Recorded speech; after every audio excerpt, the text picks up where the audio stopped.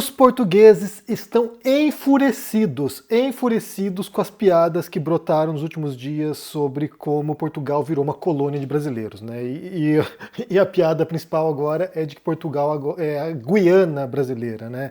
Bem, entre outras coisas, né? Pernambuco em pé, que inclusive aparece no Google já nesse momento, se você botar Pernambuco em pé, vai aparecer um ponto lá em Portugal. E dentre outros nomes que foram sendo criativamente elaborados para, sabe, representar essa colônia. Bem, é brincadeira, né? Porque como tem muitos imigrantes brasileiros em Portugal, então seria um modo que o brasileiro está agora reocupando Portugal. Eu quero assistir com vocês aqui alguns vídeos e depois pensarmos algumas coisas sobre esse tópico, porque tem tudo a ver com o que a gente falou recentemente, inclusive sobre preconceito linguístico, né? Eu fiz um texto no meu blog sobre isso também, sobre como há essa discriminação em Portugal e os alvos principais são os brasileiros. Eu já falei isso anteriormente, já passei na pele isso também, já sofri isso lá.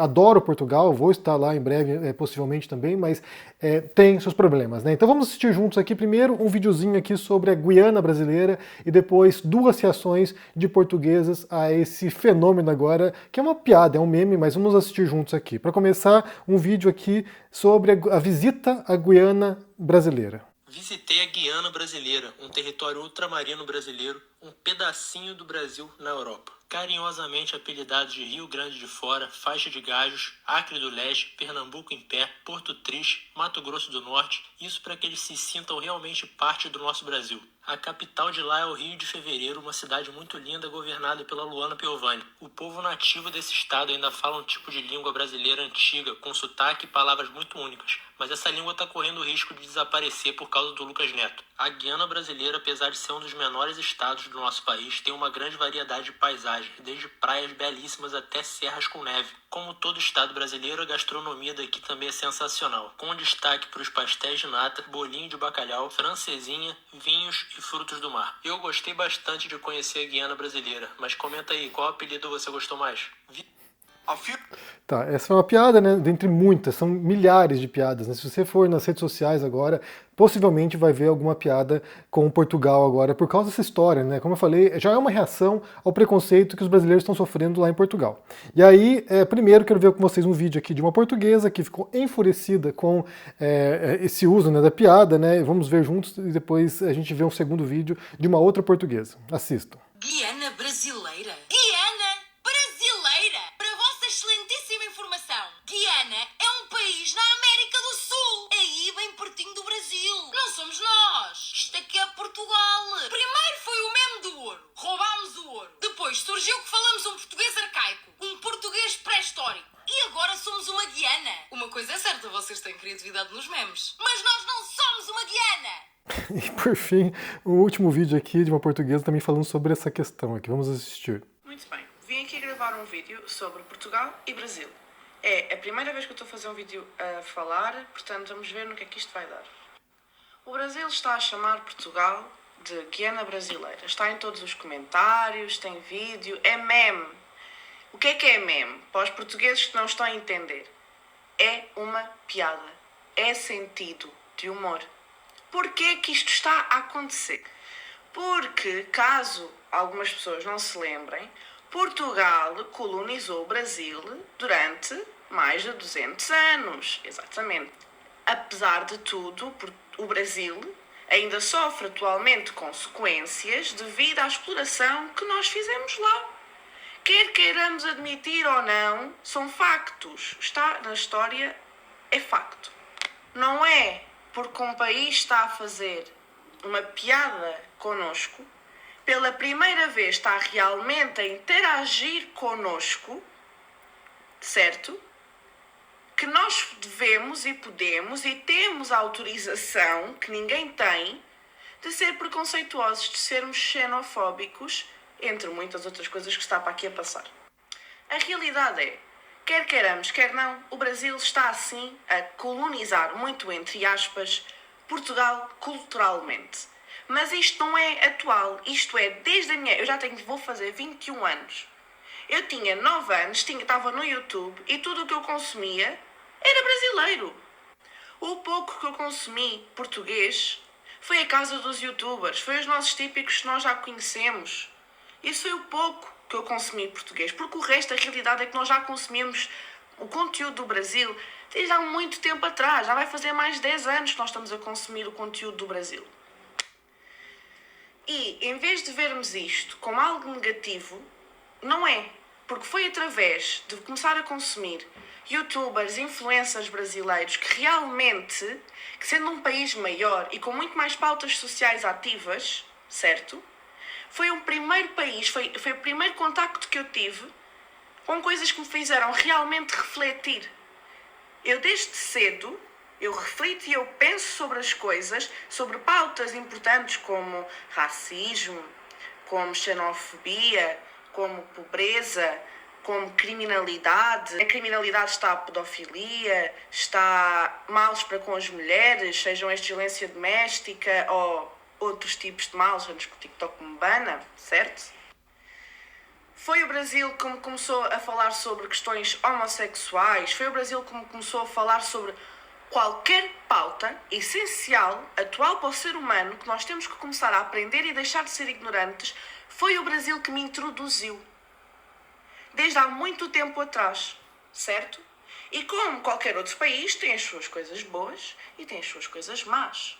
Mas a realidade é, desde há muito tempo, que nós, portugueses, estamos aqui encostados, né? Sem gravar nada de qualidade, sem fazer sempre as mesmas coisas, e a deixar os jovens e a deixar as pessoas consumirem o conteúdo brasileiro, que não está errado. Porquê? Porque é o que nós temos que nos vai realmente começar a introduzir e a ensinar, e nós próprios a procurar informar-nos mais sobre isso. Agora, Então, o vídeo mais longo, né, ela vai para outros sentidos também, sobre como os portugueses se acham super engraçados, né, e ela fala aqui que a tradição portuguesa, na mesa portuguesa, é de fazer piadinhas com etnias, com diferentes culturas, nacionalidades, e algumas bastante preconceituosas. Então, assim, nós não somos nós os engraçadinhos, não está na hora de a gente aceitar a piada aqui e se divertir com isso também.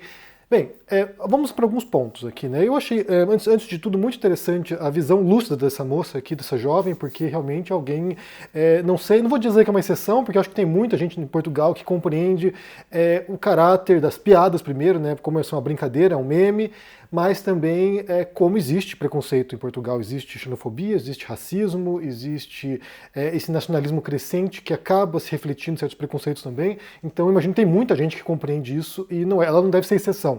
Mas quando você tem essa reação que é visceral, uma reação que é bastante gutural, né, de gritaria e de nervosismo em relação às piadas, uma voz lúcida como essa acaba se destacando e acaba soando. Olha só, tem pessoas pensantes que estão olhando isso e compreendendo de onde surge também esse movimento e essa piada. Como eu falei, os memes brasileiros, eles são reações, né? Eles não começaram porque simplesmente deu a louca na brasileirada e eles resolveram agora atacar Portugal. Não, isso aqui já é uma reação a várias notícias e várias histórias de preconceito que brasileiros sofrem em Portugal. Eu vou além do que ela diz aqui que Portugal já tem sido colonizado culturalmente pelo Brasil há um bom tempo, e eu acho que vai além disso, não é apenas culturalmente não, tem sido colonizado fisicamente, né? Imigrantes brasileiros que estão lá e que estão mudando drasticamente a sociedade portuguesa para bom e para mal também. Por exemplo, eu quando quero comida brasileira, quero comer comida brasileira, a gente vai para Portugal, porque tem, comidas excepcionais, rodízios maravilhosos lá de carne, então assim, é um local que, para quem é brasileiro, acaba matando a saudade de muitas coisas, em termos de cultura, em termos de gastronomia, em termos inclusive de arquitetura, porque Portugal tem muitos locais que são muito parecidos com o Brasil em muitos sentidos, né? Como Olinda, como cidades históricas brasileiras de Minas. Então você acaba tendo uma familiaridade com o país justamente por causa da história colonial, da história imperial também, ou seja, há muitas relações ali entre Brasil e Portugal desde há muitos séculos. Então, assim, a história de brutalidade, de violência, uma história de exploração, mas também uma história de trocas culturais e de impacto cultural, né? Então, o idioma que a gente fala é o idioma português. Então, assim, essa troca existiu durante muito tempo, muitos séculos, e a gente é um produto, né, como sociedade, dessa troca. E aí é um país muito lindo. Então, assim, como vocês viram no começo ali, o cara visitando Guiana Brasileira, é um país muito lindo, assim, é fascinante quando você vai visitar lá, é muito bonito. Os portugueses, no geral, são muito simpáticos também. Então, assim, você vai encontrar alguns casos excepcionais ali que acabam sabe, impactando no seu passeio e acaba estragando a viagem em algumas circunstâncias piores, mas é um país muito bonito e eu recomendo que vocês conheçam, viajem, conheçam, porque tem muita coisa interessante lá, inclusive pra gente se compreender como nação, inclusive pra gente se compreender como brasileiro também, porque é muitas coisas, muitas práticas institucionais também, não apenas idioma, e não apenas comida, porque muita comida também que a gente come no Brasil é impacto da gastronomia portuguesa, mas, sabe, as relações sociais que foram implementadas, algumas delas pelo menos no Brasil, né? Então, é fundamental você ir além dos estereótipos, né? Isso para os dois lados. Tanto os estereótipos que são aplicados aos brasileiros lá em Portugal, quanto os estereótipos que são aplicados aos portugueses no Brasil. Muita gente fala com a boca cheia de Portugal sem nunca ter conhecido nada lá e sem sequer ter noção do que se passa no país. Mas, como eu falei, o modo como os portugueses estão reagindo às piadas, aos memes, porque não é a primeira vez que acontece também. Se eu não me engano, já houve 3 guerras memeais anteriormente, guerras de meme, né, entre Brasil e Portugal, e o Brasil ganhou todas as guerras, porque o Brasil, bem, primeiro que para o brasileiro a zoeira never ends, né, então assim, tudo vira piada, tudo vira meme, tudo vira, sabe, zombaria, então assim, é impossível enfrentar o Brasil em termos de uso de rede social, né, adesão à rede social, o impacto que a gente tem nas redes sociais e a capacidade criativa de fazer piada. Então, assim, é impossível. E aí, não é a primeira vez que eles perdem, né, a guerra memeal, e eu acho que nesse caso também vão perder. Já perderam, né? Se tem lá na Wikipedia já Guiana brasileira, porque o negócio já passou dos limites e já extrapolou as redes sociais. Então, assim, essa reação que eles tiveram a isso, né, acaba colando, né? Assim, a piada o apelido que você dá para alguém, a pessoa fica nervosa e isso piora, né? Isso faz com que a piada cole, faz com que o apelido cole. Então, nesse caso aqui, já perderam, acho que a reação ele já perdeu. E aí, não é apenas isso, né? Quando ela fala, por exemplo, sobre como os brasileiros educaram, nesse caso, ela individualmente, a educaram, ou estão mais avançados em certos debates sociais e de identidade e de minorias do que Portugal, isso é um fato, isso é inegável, acho que isso vale para boa parte da América Latina, inclusive Estados Unidos. Aqui a gente pode, inclusive, pensar, né, sobre esse impacto e essa reação da ex-colônia à metrópole, de maneira, sabe, mais restrita, claro, levando em consideração as diferenças e a de magnitude do negócio, a relação entre Estados Unidos e Inglaterra, né, ou Estados Unidos e Reino Unido, porque você tem lá os Estados Unidos que foi uma colônia britânica e de repente se torna uma potência econômica e cultural e passa a determinar os rumos do mundo inteiro, não apenas do Reino Unido, mas passa a ditar tendências e modas e cultura para o mundo inteiro. Então a gente pode imaginar que hoje o Reino Unido reage muito também à cultura norte-americana, né? Os atores, as produções cinematográficas, as músicas, então acaba tendo uma relação ali de consumir muita coisa que vem da ex-colônia. E nesse caso o Brasil também tem essa dimensão, né? É um país gigantesco, milhões e milhões de habitantes, o que a gente produz é muito forte em termos regionais, né, em termos de língua portuguesa, que impacta não apenas Portugal, mas impacta países falantes de português, como Angola também. Então, a gente pode imaginar que, dada essa dimensão do país, é claro que isso vai impactar Portugal de muitos modos, né? Então, aqui a gente fala, inclusive na questão que ela menciona ali, de certas pautas que são debatidas no Brasil, que são decorrentes do contexto brasileiro, né? O racismo, por exemplo, decorrentes de preocupações que são muito legítimas também, e isso está mais atrasado na Europa, né? Não apenas em Portugal, não. Eu já falei sobre a Espanha aqui, como certas questões como o racismo, por exemplo, são questões pouco debatidas e muito superficiais. Embora em alguns campos seja muito avançado como o feminismo, como já falei anteriormente, a Espanha está muito além em termos de debates feministas do que o Brasil, até onde compreenda, mas em outras questões, como o racismo, por exemplo, não se debate, porque não há tamanha diversidade étnica ao ponto de que isso se torne um problema social tão grande que comece a forçar o debate. No Brasil, não. No Brasil isso é essencial. Debater o racismo, debater a estrutura da composição do país e o modo como, ainda hoje, isso se reflete nos corpos das pessoas e no futuro das pessoas, né? Então, ao fazer isso e jogar esse debate publicamente, né, nas redes sociais, na internet, no YouTube, e quando esse conteúdo é consumido por portugueses, passa a ser temas também a adentrar o debate português, porque também existe racismo lá, né? Você tem uma grande comunidade de imigrantes de países, né, de ex-colônias portuguesas da África, de Angola, Moçambique, Cabo Verde, assim por diante. Então essa comunidade está lá e sofre preconceito, sofre xenofobia e sofre racismo também. Então é importante ela mencionar isso, que uma juventude agora está começando a pensar sobre certas questões graças a conteúdos feitos por brasileiros que estão lidando com essas questões quase diariamente, porque são questões estruturantes do Brasil. Não fazem parte parte tanto da realidade portuguesa, no sentido de estruturação da sociedade, mas adentra, é claro, as dinâmicas sociais de imigrantes e nativos, né? Então é bem interessante o modo como ela aborda. A reação do segundo vídeo, eu não sei se foi piada ou não, talvez seja piada, mas a reação foi engraçada.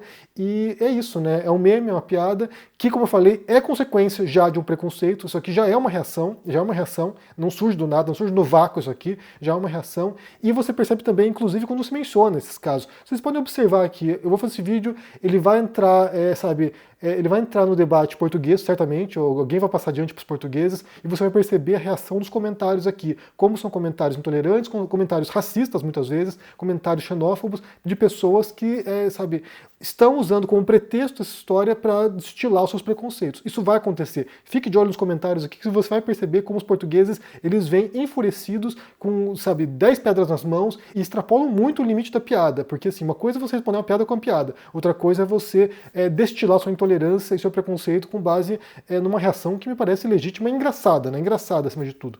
Mas me diga o que vocês pensam sobre essa história aqui, deixa aqui embaixo no comentário. Como eu falei, fique de olho também nos comentários racistas e preconceituosos que vão surgir aqui, certamente. Fiquem de olho, assine o canal, ativando o sininho, isso é muito importante para ajudar aqui no engajamento. Se torne um membro ou apoiador do canal e se cuide por aí. Um forte abraço para você e até mais. Tchau. O que pode ter levado a Folha de São Paulo, um dos maiores veículos de imprensa do país, a colaborar ativamente com a ditadura militar do Brasil? A Folha emprestava seus carros de distribuição para agentes do regime. Dentro da redação do veículo, representantes do DOI-CODE circulavam livremente com armas. Por que tudo isso acontecia? Dinheiro? O que mais está por trás dessa história? Meu nome é Ana Paula Goulart, coordenadora da pesquisa que investigou por 2 anos a fundo essa história. Agora, eu queria convidar você para assistir a série documental Folha Corrida, que será exibida com exclusividade por ICL no dia 27 de abril, domingo, às 20 horas. O doc mostra como a Folha de São Paulo, um dos principais jornais do país, apoiou ativamente a ditadura no Brasil.